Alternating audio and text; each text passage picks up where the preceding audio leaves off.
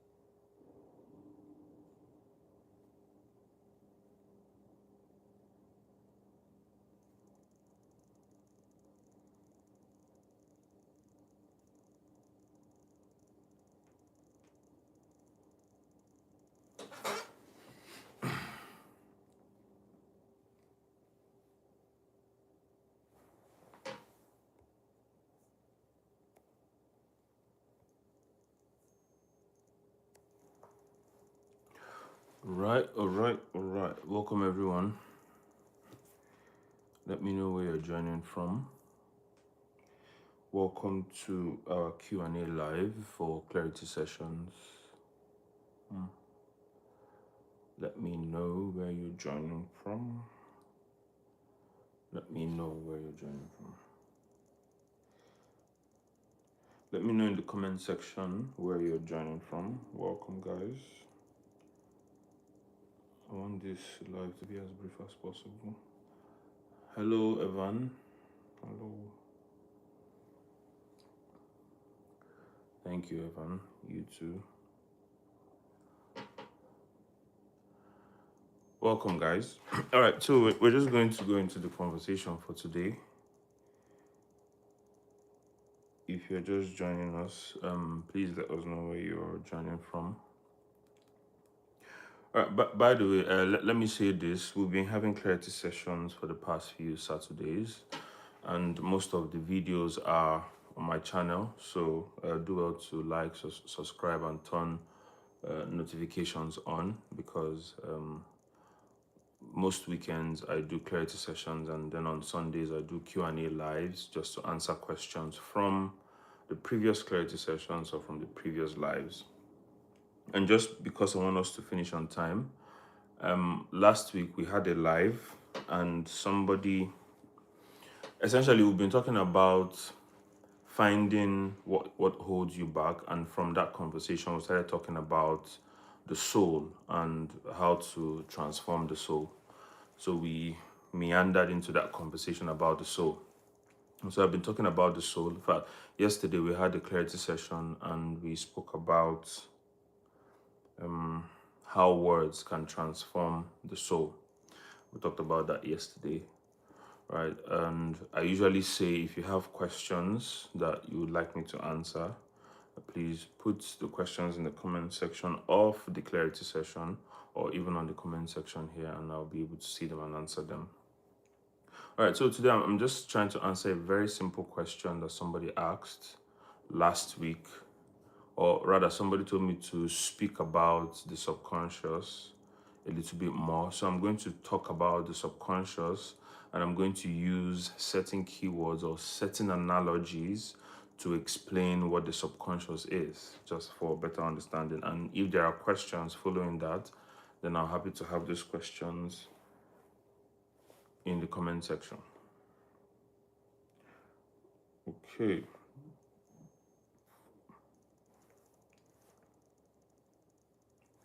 All right. Before, hello. Before I talk about, hi, nice to meet you. So before I talk about the subconscious mind, I want to point out here that one of the most powerful tools that we have is the mind. In fact, everything that happens in your life happens in your mind.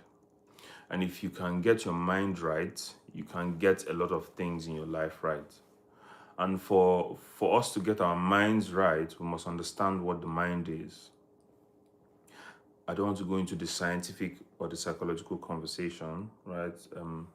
Experts or scholars in those fields argue about what the mind is, the different the different sections of the mind or the functions and things like that, right? So that's not the purpose of this conversation, but I'm going to talk about what we all know conventionally. So when we talk about the mind, we have the conscious mind and the subconscious mind.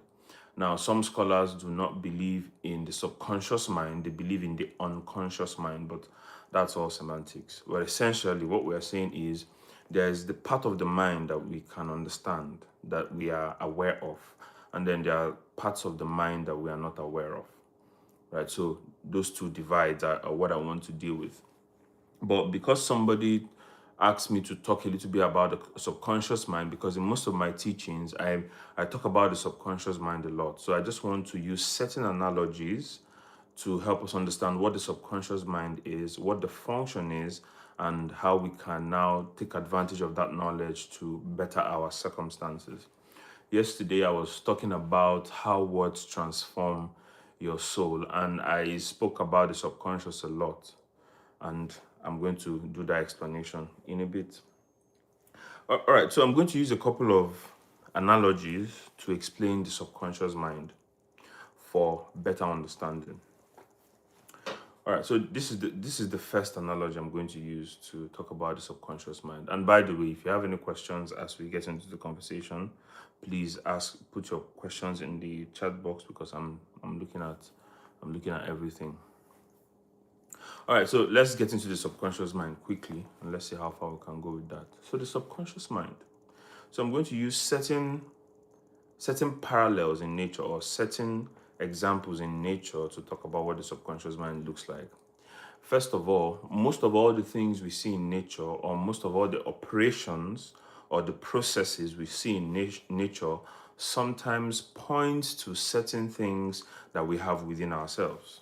Some of the things, the processes we see in the universe, some of the forces and the functions that we see in the universe, we see them in our bodies, we see them in our minds. And I know most of you understand that basically, if you look at the laws of physics, there are basic laws of life. And one of the most popular one is gravity. Everybody knows gravity. And I usually say that whether or not you agree with the presence of gravity, that does not excuse you from the consequences of violating gravity as a law. So for example, you climb the roof of a building and you decide to jump off that building. Gravity will act on you and you probably injure yourself. So whether or not the person knows that gravity exists, or whether the person knows that gravity has consequences, whether or not the person acknowledges the existence of gravity, doesn't exempt them from the consequences of violating the laws of gravity, right? So we see laws in life. Good evening. Good evening. Thank you. Hi. Okay. So nice to meet you. Thank you guys for joining. So whether or not you acknowledge the forces and what they do doesn't exempt you from the consequences of violating those forces in life, right? So that's essentially what I want to say as the base of this conversation. And so just because you do not know the laws that govern the mind does not exempt you from the consequences of violating those laws. Doesn't exempt you from violating the consequences of those laws. Just give me a moment. All right.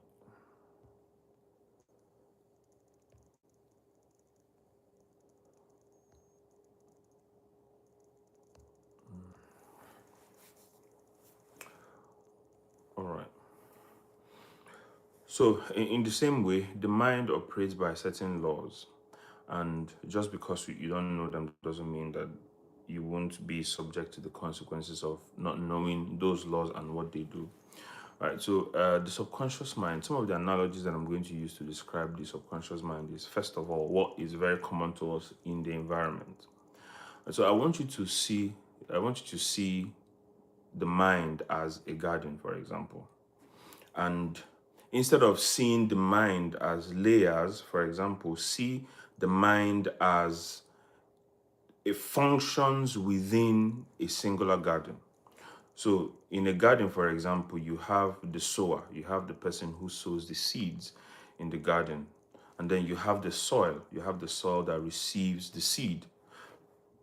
And then you have the forces of life. And when we say the forces of life, when sunlight interacts with the seed in the soil, there's a lot of processes that go on to generate growth for that particular seed. So the moment you plant that seed in the soil, there are some processes, there are certain capabilities that the soil has to break the seed, right? So that the tree out of that seed would the tree out of that seed would rise up, right? So that's essentially what you see in a garden.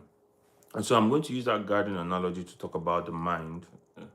So the mind is divided into, some believe you have the conscious mind, which is your awareness, the fact that you can direct your attention to something, your awareness and things like that. That's the conscious mind.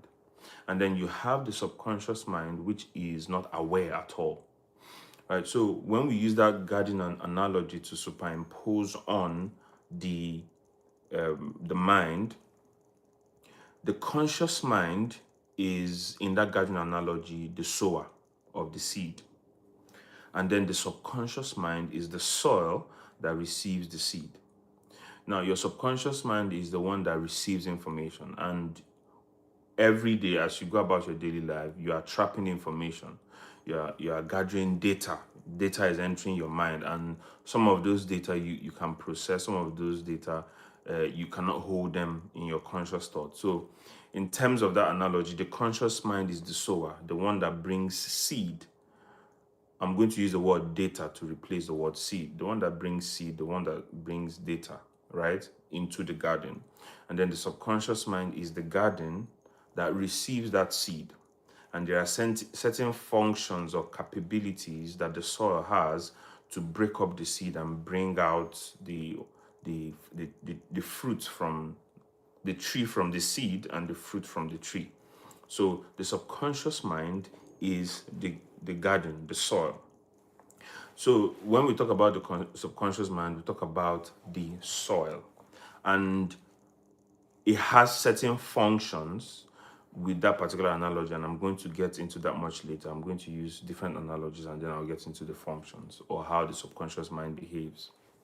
Now, another thing that represents the subconscious is the womb of a woman, for example, right? So you see, what the womb is designed to do is to receive seed and to provide the necessary covering and materials for that particular seed to grow into a child, right? So the subconscious can also be likened to a soil. The subconscious can be likened to a womb, right? So, okay, before I go into the functions, let me use one more analogy. And I'm going to get this analogy from the Bible, Genesis chapter 2. Okay, so when God created man, I need to pay attention to this. When God created man, you see, at a point, God said, and I want you to see this thing totally as an analogy or a parable, and I'm saying it like this so that you understand that what I'm about to say is not necessarily the meaning of that scripture, but is to use that element to describe what I'm trying to explain, to describe the subconscious. So you see that when God created man, at some point he said, oh, it's not good for the man to be alone. I will make him a helpmeet.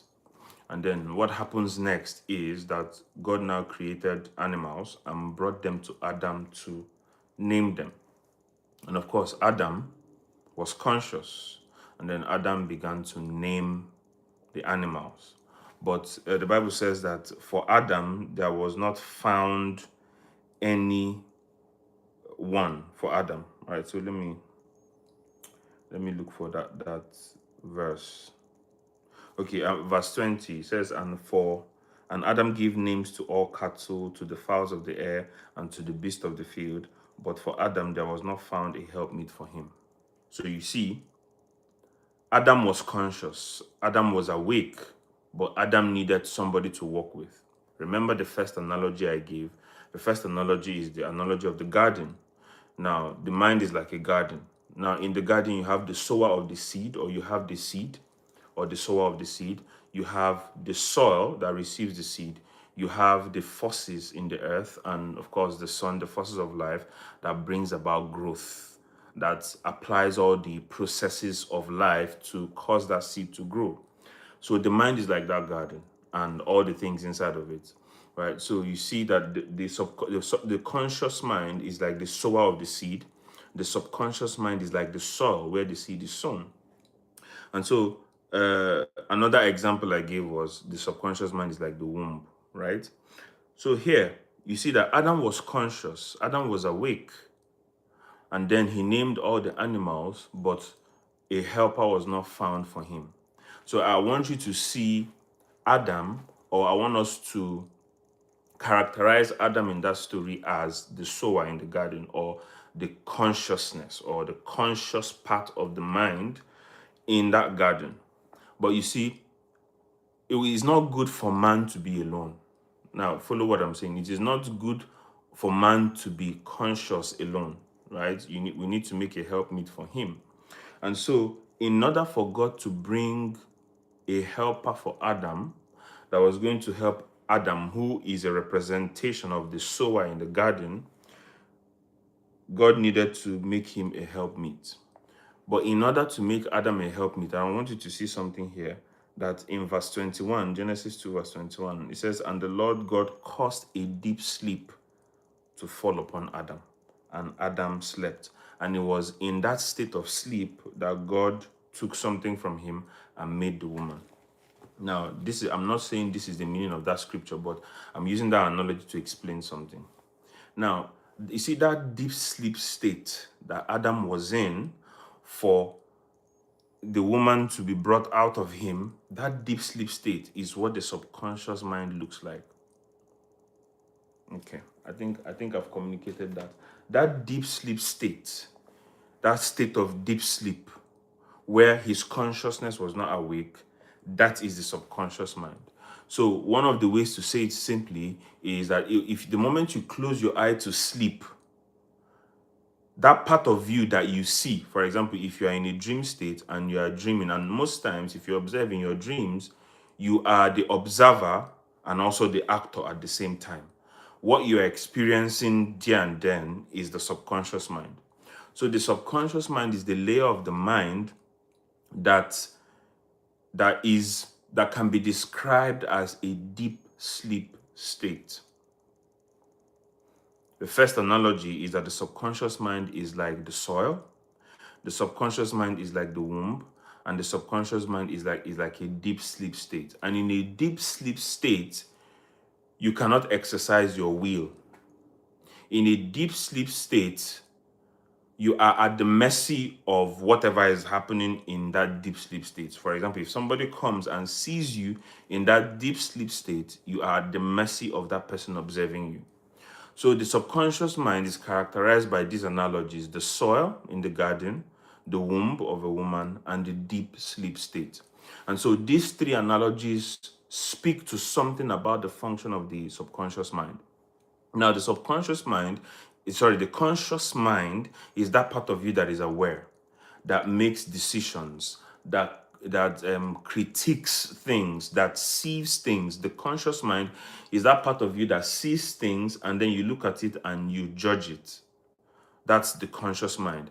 But the subconscious mind is that part of you that does not judge, it does not sieve, it does not contemplate, it does not consider.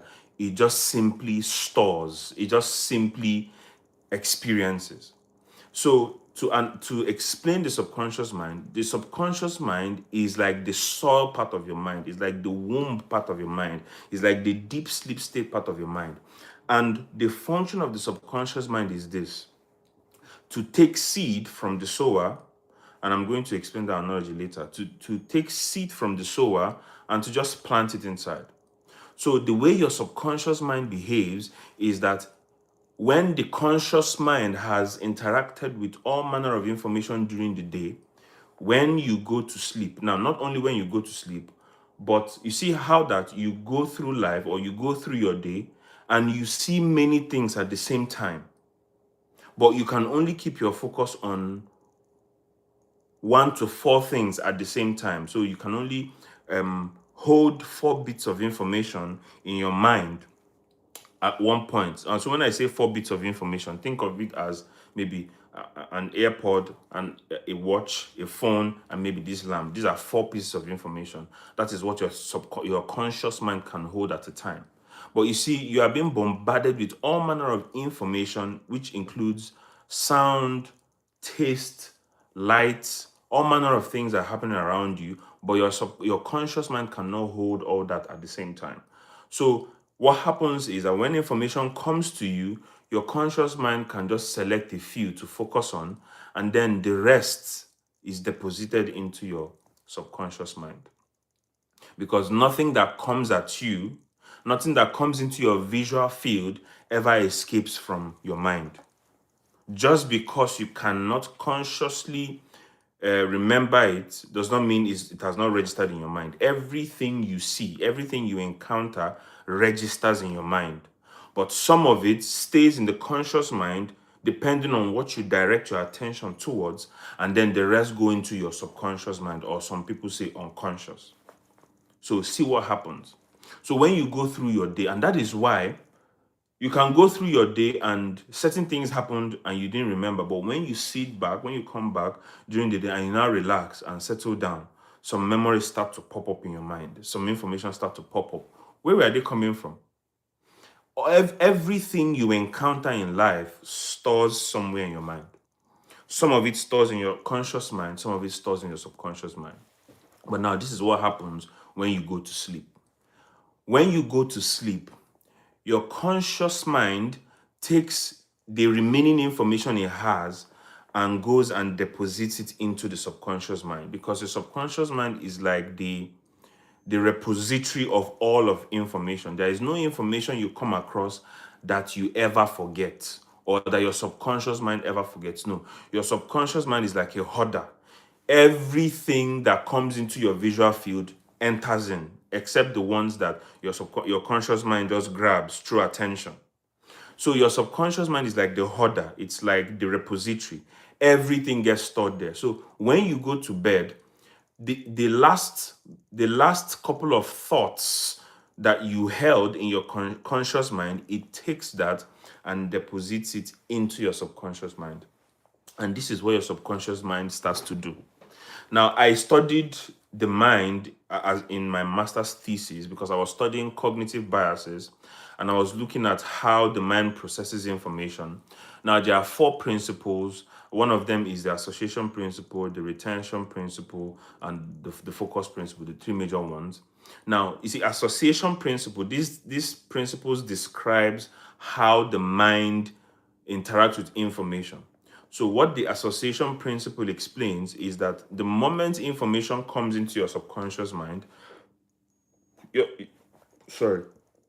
subconscious mind does not store those information based on how it happened or when it received it in a linear fashion. No.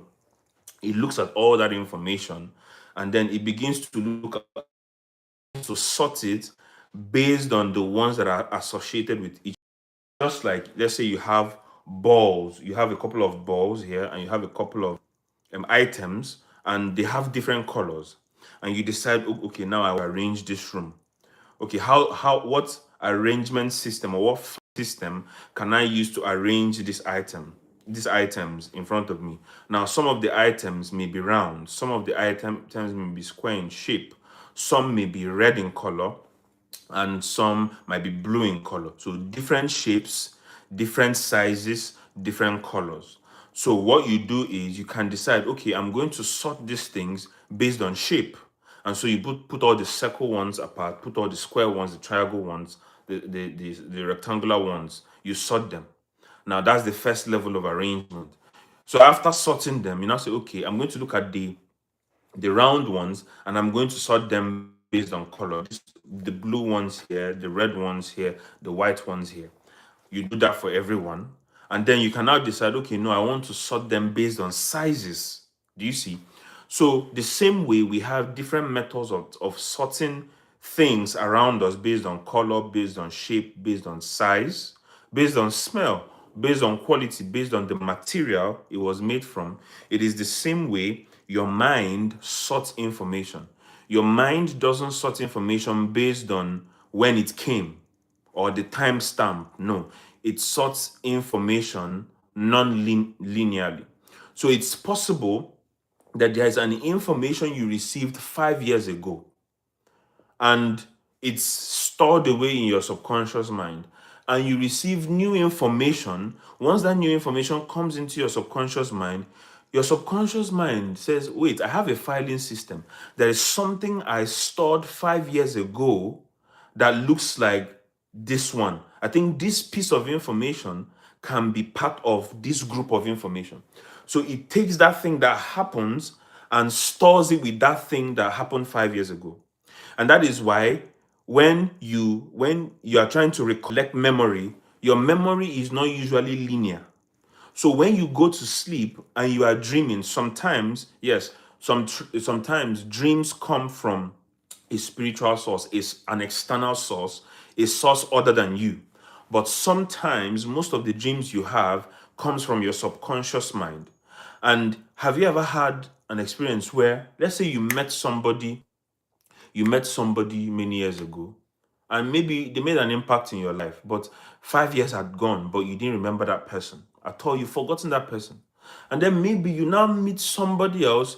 Let's say in this case, it could be the person used the perfume that person used to use. The moment you pass that person, that smell triggers that memory, and you remember, I remember this person then that used to use this perfume. That's how your mind works. So your mind can categorize information based on smell, based on sight, based on sound. That is why certain perfumes can remind you of people. Certain people's shape or the sound of their voice can remind you of certain circumstances. Certain people can trigger a trauma that you are dealing with in your life. Why? Because of the way the subconscious mind sorts information. So your subconscious mind doesn't sort information based on when it came. It sorts it based on, does this look alike? So once that data comes in, your subconscious mind looks at it and says, which of these storylines, which of these stacks of file does this information fit into? And so your subconscious mind puts it there. So your subconscious mind doesn't judge. Your subconscious mind doesn't discriminate. Your subconscious mind doesn't resist. Your subconscious mind receives everything that comes to it. But what does it do? It takes that information and sorts it into categories, and assigns a trigger that will make you recollect that piece of information. And that is why, for example, people who do public speaking, they use some of these memory recalling techniques to recall memory, because as you process information, you can use certain triggers to recall it. For example, there are so many people who, and this is a technique, when they are reading for an exam, some, not all, some use music, for example, so that they can recall. So for those that use music, let's say they are reading for an exam, and every time they read that particular paper, they play a particular music. And so what the mind does is, as you are reading those things, as you are collecting that information into your mind is attaching that information you are reading to the sound of that music. So that when you finish reading, people use this technique a lot, especially it becomes more powerful when you've mastered it.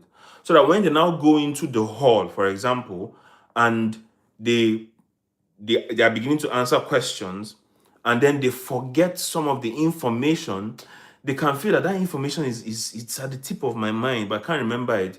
They can now recall that music. And as they record that music and that music is playing in sequence in their mind, then it pops up that information. That's a technique. That's a memory technique people use. Some other people, what they use is they buy a particular kind of chewing gum. And as they are reading, they are just chewing that gum. So when they enter into the hall, they go with that gum. And if they're trying to remember the information, they start to chew that gum. And so the taste, the texture of the gum is associated with that information, that act that they were engaging in at the time they were absorbing that information. And they remember that information. For some, they will arrange their room a certain way and they read in a particular position. And as they are reading, they are looking around their rooms to associate certain chunks of information to certain things in their room. Maybe the light. Maybe they were reading that. Let me say they were reading a subject in physics and they were studying light, for example. So they studied the definition of light. And to remember the definition of light, they look at the bulb and use the bulb to explain that definition. When they get into the hall and they can't remember that information, what they do is they look at the bulb and try to recall. Why? Because the subconscious mind sorts information based on categories and assigns a trigger. That is why certain things you say or certain things people say to you can trigger a bad memory for you. Certain words that people say, certain keywords can trigger a memory for you. Why? Because your subconscious mind takes all the information it gets, sorts it according to certain categories, and assigns triggers to those category of information. So that if somebody says that word, or maybe somebody uses that perfume, or somebody looks a certain way or sounds a certain way, it can remind you of all those information. That is the way your subconscious mind works. And why am I giving you this information? I'm giving you this information so that you can use this knowledge to process your mind, to renew your mind, to transform your mind. And before I go further, one more thing I want to say about the subconscious mind is the subconscious mind generates I'm using certain illustrations to describe it. It doesn't mean that's exactly what it is, but it's just an analogy. Your subconscious mind generates what is called magnetism. You know how you have a magnet, for example, and once you pass that magnet across a surface that has certain maybe metal filings, the magnets pick it up, right? That's how your subconscious mind behaves. Your subconscious mind, based on the information it has stored, based on those stories it has stored, it generates a magnetism around it. So the subconscious mind generates magnetism around your personality. And it generates that magnetism around your personality based on the concepts, the things that you believe. Now, the things that you believe are those stories that you've consented to as true, those stories, those concepts, those things you've accepted as true. The moment you accept them as true, they become your concepts, they become your convictions, they become your belief. And your subconscious uses those beliefs to generate a magnetism around your life. And that is why you hear things like you attract what you are, or you attract what you believe. It is because once your subconscious mind finishes storing that information and attaching a trigger to it, it generates a magnetism around it. And what it does is that it uses that magnetism to attract similar things to you. I'll give you an example. Let's say you've had an experience with terrible men, and the kind of men you've met have been terrible, terrible, terrible. Once you believe in your mind that, you know what, all men are terrible, or men from this certain region of the earth are terrible, once you believe that, your subconscious will now create a magnetism based on that belief.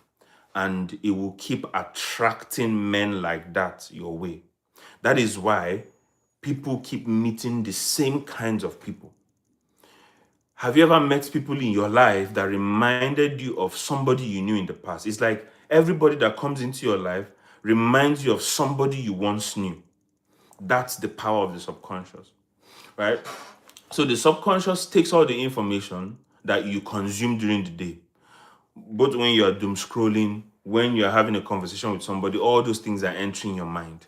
And then when you go to sleep, your subconscious mind begins to get to work. And that's why sometimes you dream about your day, or you dream about the day before, or you dream about 2 years before. Or sometimes you can even dream about your childhood. The reason is because you could have encountered certain information, or somebody must have made you feel a certain way that triggered a particular block of information in your subconscious mind. And then, because that information came, your subconscious mind will now take that information and go into that particular portion where it stored those kinds of information and begins to try to arrange it. And then you dream. Dreaming sometimes is your subconscious mind archiving information. It will first pull it out. You know how you go to a filing cabinet, pull it out, look through the numbers and say, okay, this one fits into A, and puts it there. Sometimes your dream is your subconscious mind trying to add the new information it has received to the sets of information that it already has. Do you see? And that is why we always say, be very careful the information you let enter into your mind.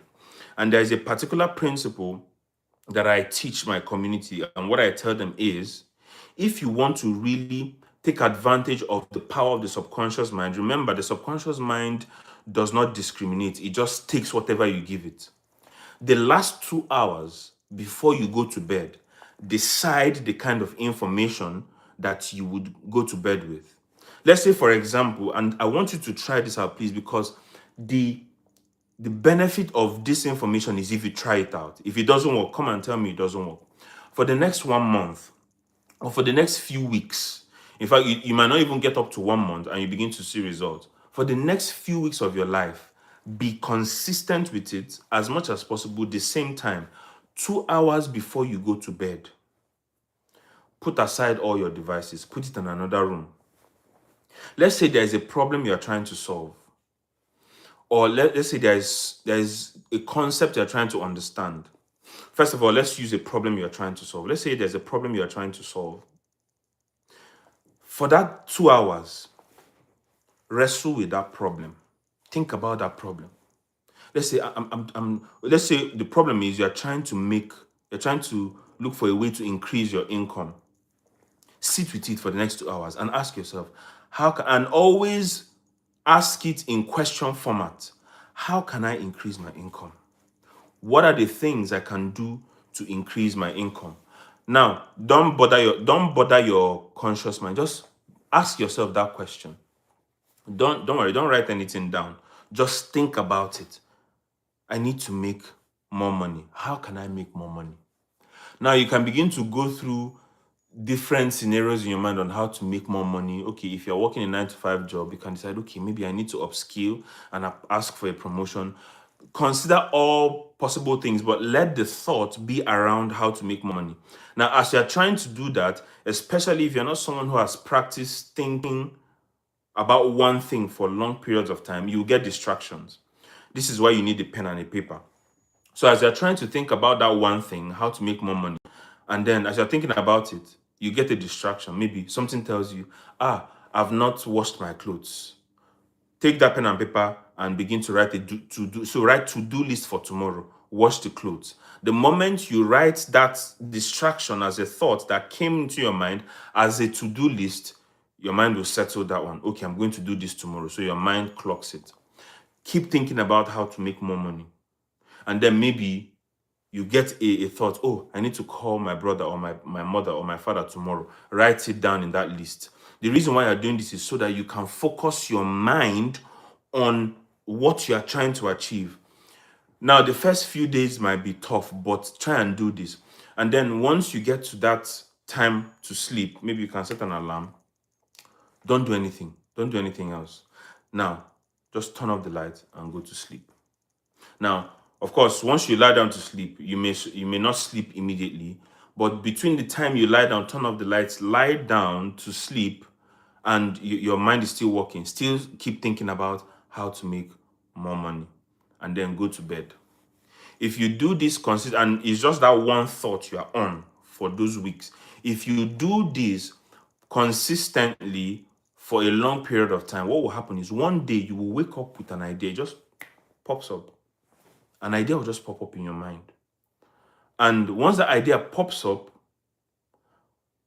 if you pay attention to that mind, if you grab that thought and say, okay, I need to do this, then more ideas on how to go about that thing starts coming to you. What happened?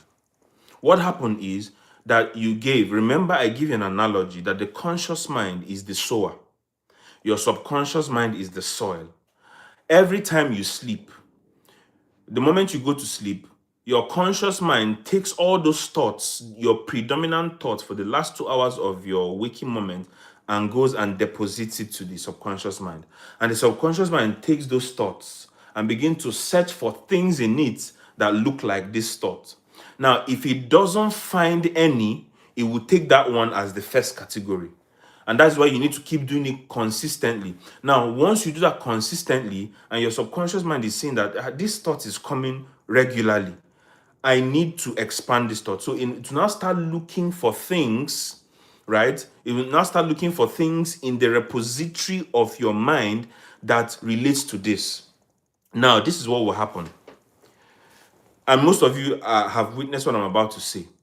So your subconscious mind will enter solution state. It's trying to germinate these thoughts that are the same thoughts are coming to me. I need to do something about this, and it's coming in a question format.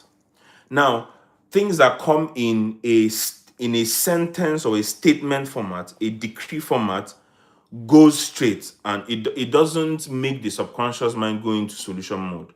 But if that thing comes in a question format, it unlocks one of the capabilities of the subconscious mind to search for solutions. So once that question keeps coming to the subconscious mind, it begins to look for pieces of information that you've received that can answer this question. What now begins to happen is that, let's say, for example, you had a conversation with somebody many years ago, and your subconscious mind sees that there is something in this conversation that can help me solve this problem. It will start pulling it. That is why sometimes when you are in solution mode, you begin to remember certain conversations you had that might contribute to that particular thing. Another thing that happens is, once your subconscious mind keeps receiving this question, it creates a magnetism around you. And what now begins to happen is, without knowing, you begin to attract the things that will help you solve that problem in form of information. You might be surprised, in form of whether YouTube videos, in form of audio messages, books, people, conversations. It begins to create that magnetism.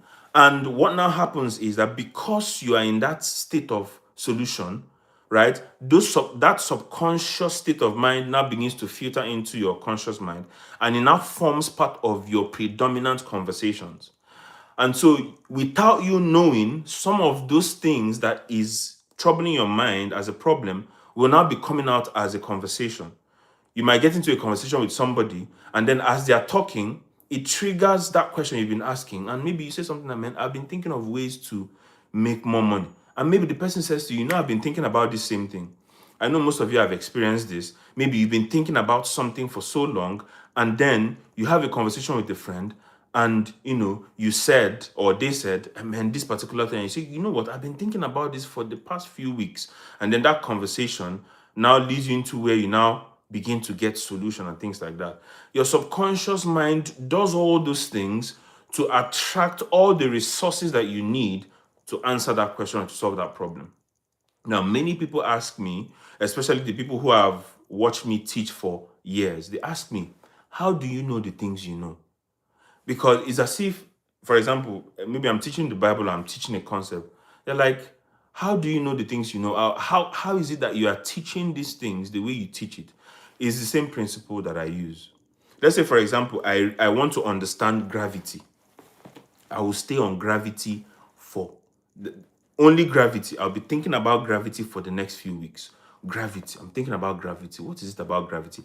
I'll be reading stuff about gravity, watching videos about gravity. What happens is, as I'm loading my subconscious mind with that information, and in my mind, I'm asking myself, how can I take this concept and explain it in such a way that will give people the clarity or the wisdom to apply to their lives, to maybe better their lives? As I'm doing that thing, one day, without knowing, that idea will come, or that analogy will come, or that example will come. And then as I sit down, I begin to get this barrage of information. It's as if somebody is talking to me and I'm getting this information, like explaining that particular concept.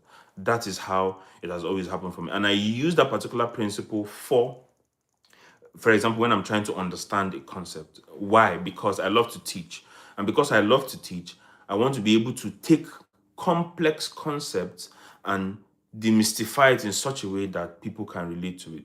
So if you use this tool, or if you use this capability of your subconscious mind, you begin to attract things to your life based on intentionality.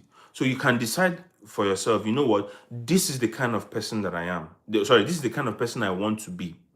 And another principle you must understand is that your subconscious mind does not understand future state. Nath, how you doing? Inem, how you guys doing? Glad to have you guys here. Your subconscious mind does not understand future or past. For your subconscious mind, everything is in the now, everything is in the present. That is why anytime you say, I will try to do this, your subconscious mind takes it as, I will not do this. And anytime you say, oh, I want to do this, I want to be this, anytime you put it to the future, your subconscious mind takes it as 0. Do you understand? But when you say, I am this now, I am this, that's the only way your subconscious mind can process that information. Because the subconscious mind doesn't understand future state. It doesn't understand past. It understands present. So your subconscious mind is in a present continuous state, in the ever-present now. So the simplest way to take advantage of a subconscious mind is to say, this is who I am. This is what I am. This is what I have achieved. That is why, for example, if you want to be a millionaire, for example, or if you want to be anything, and if you want to reprogram your mind to believe that that's what you are, you don't say I will be, you say I am. Because your subconscious mind is in the ever-present state, and as long as you keep saying that thing in the present continuous tense, up until your body now begins to feel as though it were there, as you begin to do that and your body gets to that state, then that's when you now begin to now attract those things around you, to begin to now create that magnetism. That magnetism that is in your subconscious now enters into your physical state, and then you begin to attract those things. Now, all these things I'm explaining to you can also be explained by one concept, and that is what's called prayer. Now, people call it meditation and things like that. But you see, there are two states that opens your subconscious mind, or that brings your subconscious mind into direct view where you can impact it. Once one of those states is sleep, in your sleep state, your subconscious mind is open to receive. And that is why, I don't want to get into something. That is why sometimes when you go to sleep, and let's say you go to sleep and something is happening in your immediate surrounding, sometimes those things happening in your immediate surrounding enters into your dream.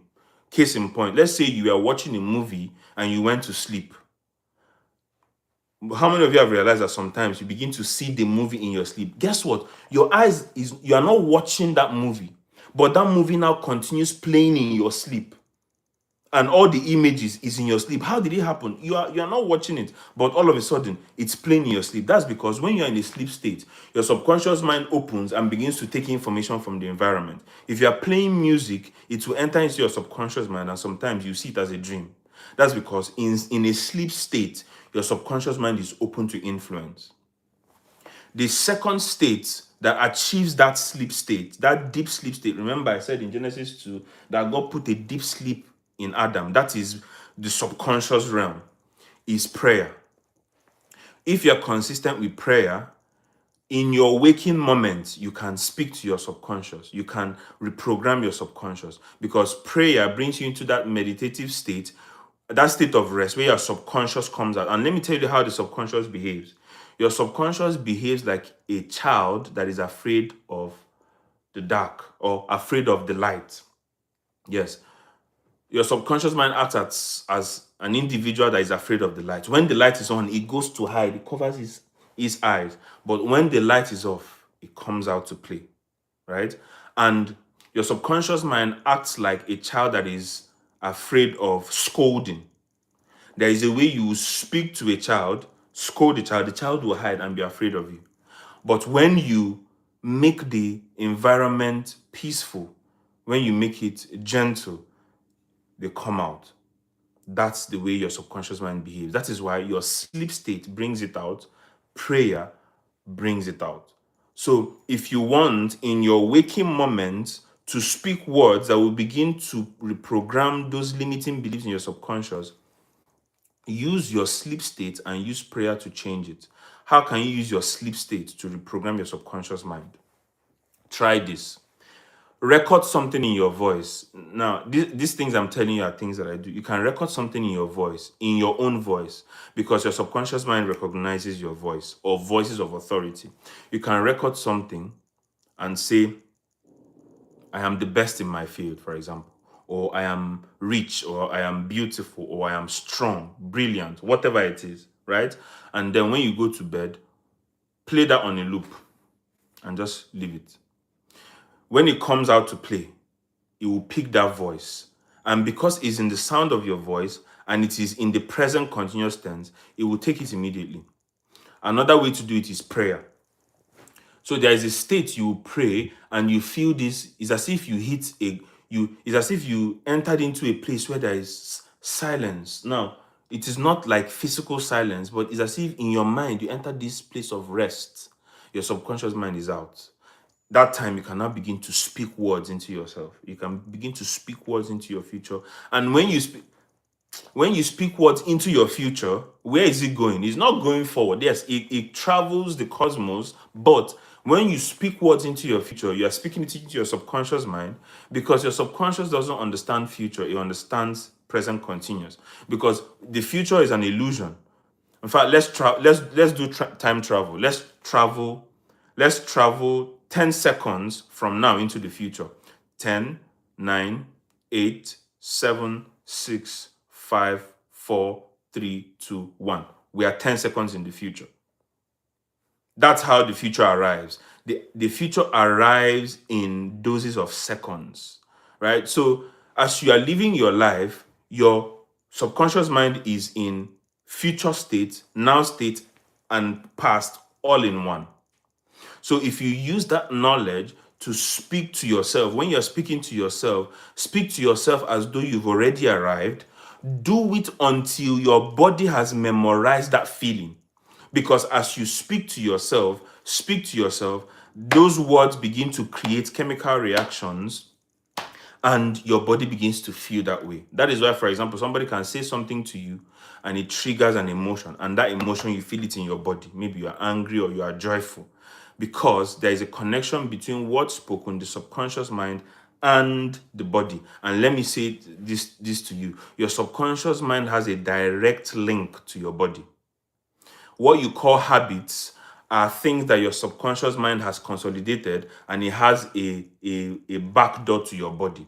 That is why there are certain things you can do without thinking. For example, driving. Driving is muscle memory. So the habits, or those muscle memories, are the habits of your body. Once you program your subconscious mind to that point of overload where it now has a muscle memory equivalent, that is when you achieve the activation state where you can do anything without thinking about it. For example, there are some of you that drive. Maybe you drive to work.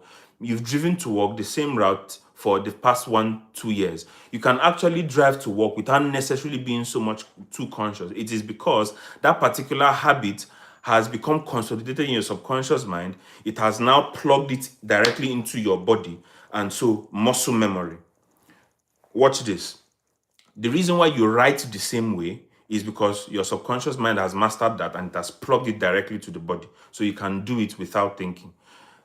You eat the same way, you wake up the same way, you walk the same way. In fact, if you check, most times your routine in the day is the same way. All that is your subconscious mind working in line with your body's muscle memory to just create easy pathways between habits and action.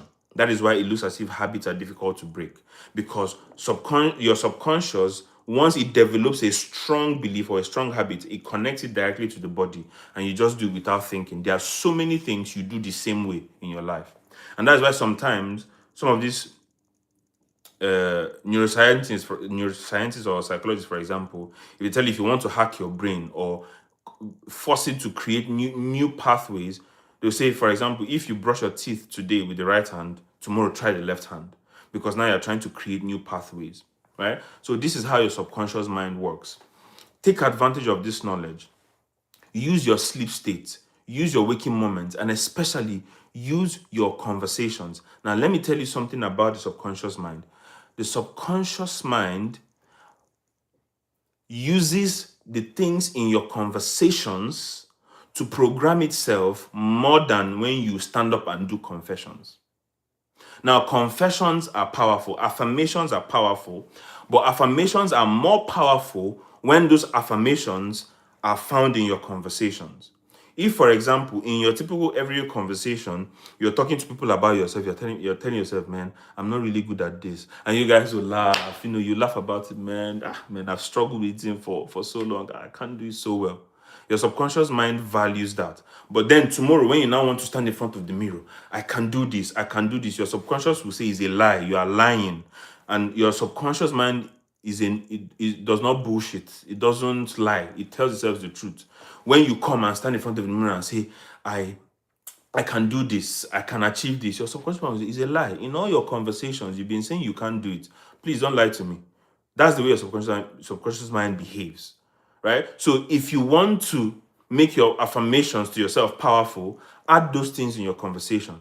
If, for example, somebody comes to say to you, let me say you are trying to affirm to yourself that you are poor, you are rich, you are resourceful, I have bright ideas, I have, you say all those things. If you want that to work, in your everyday conversations, add that to your conversation. If somebody is trying to talk to you and say, imagine if we are poor, you'll be like, I can't imagine it. Even in my imagination, I can't be poor, right? You might sound arrogant, but what you are doing is you are trying to regenerate your mind. You're trying to renew your mind. You're trying to take advantage of how your subconscious mind works to begin to rewrite the stories that have been limiting you so far. Some of you, I don't want to get into this. Some of you have told yourself, okay, we talk about introversion and extroversion.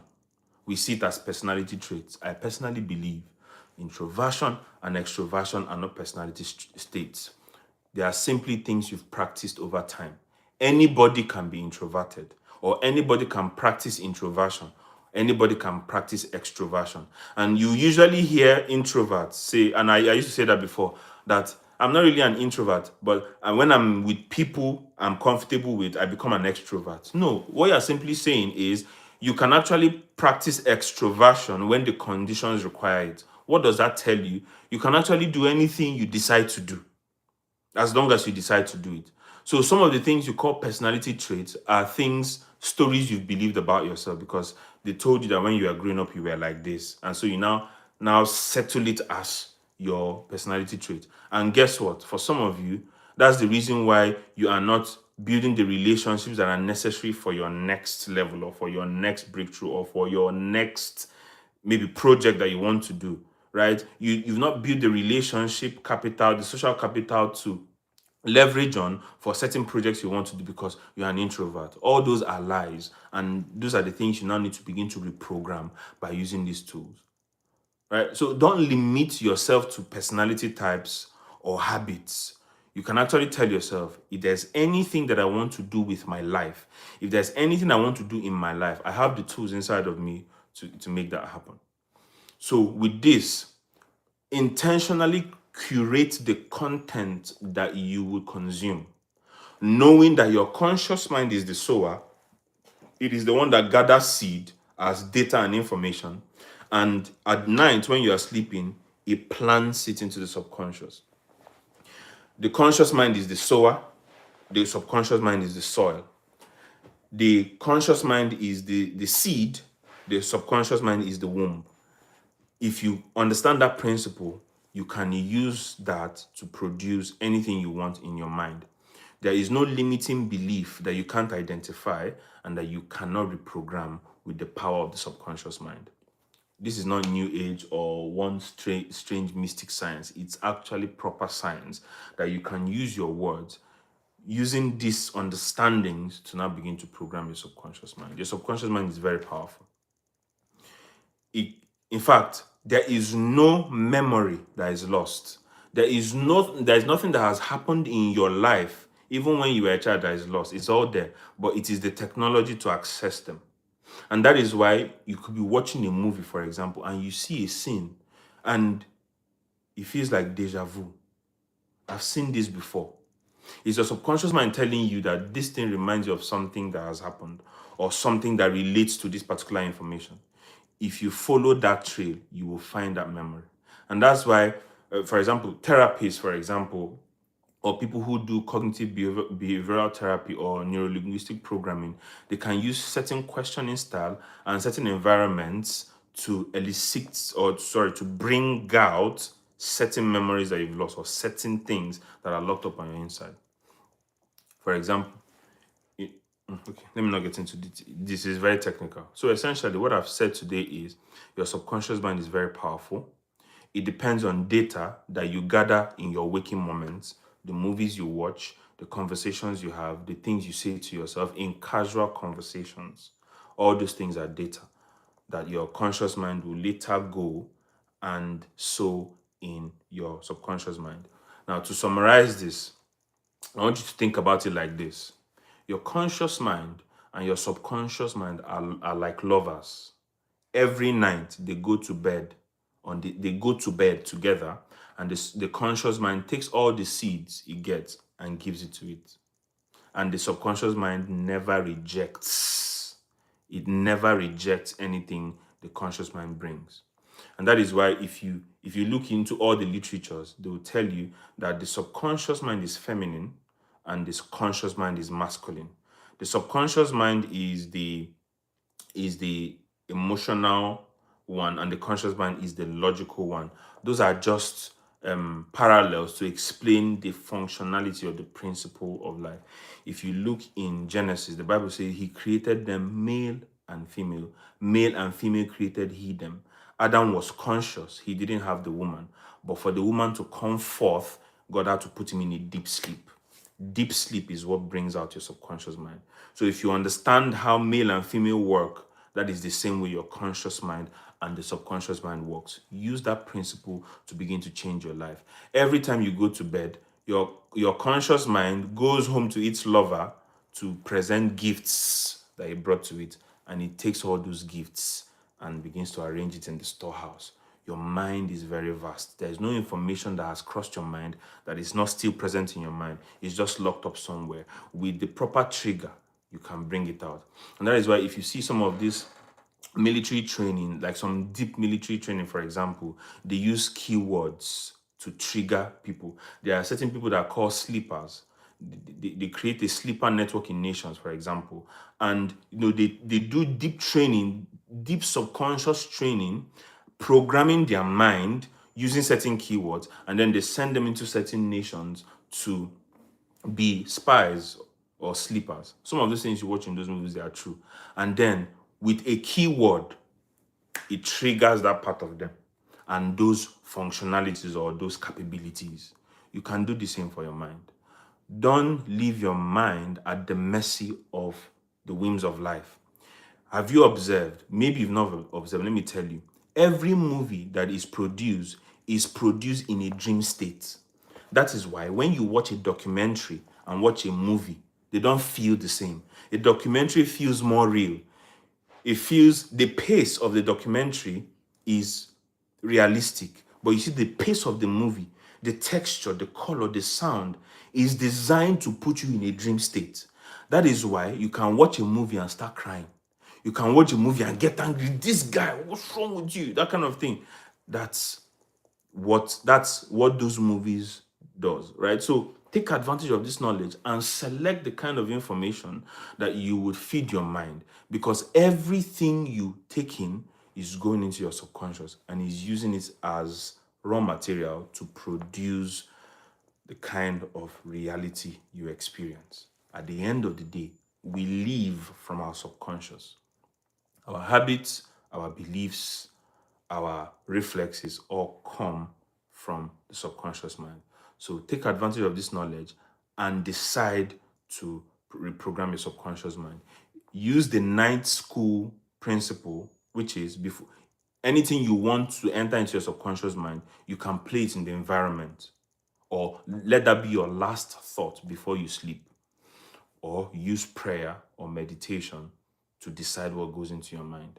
And you can also use the same tool to find those limiting beliefs that has been limiting you and begin to reprogram them. Maybe that is another thing, another conversation we would have in this community. So thank you very much. Thank you very much, guys, for joining. Like I always say, please like, comment, subscribe, and if this helped you, share the channel with someone. I'm going to upload this later. And like I always say, clarity precedes movement. This is clarity session, and the purpose of clarity session is to help you see clearer, help you decide better, and help you to move with purpose. In September, most of the weekends in September, where I'm going to be teaching about navigating forgiveness. That's a very major topic. We're going to be talking about forgiveness in this channel. So the conversation we'll be having about the soul, I'm going to pause it because I feel an urgency in my heart that we need to talk about forgiveness. So in September, we're going to talk about forgiveness.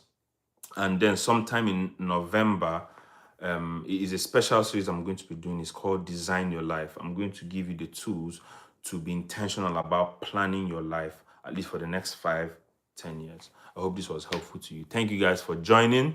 I really appreciate you guys. Mind Shapa Center, thank you. Imabasi, Inem, Ko, Nathaniel, and everybody that joined. I appreciate every one of you. I hope this was helpful for you. And give me your feedback about this, and I'll see you another time. As I always say, clarity precedes movement. See you another time, guys. Bye. Bye. Oh, all right.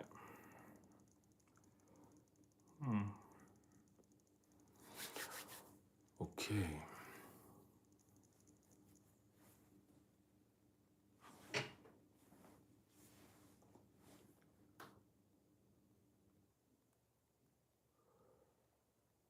Thank you, guys. Thank you.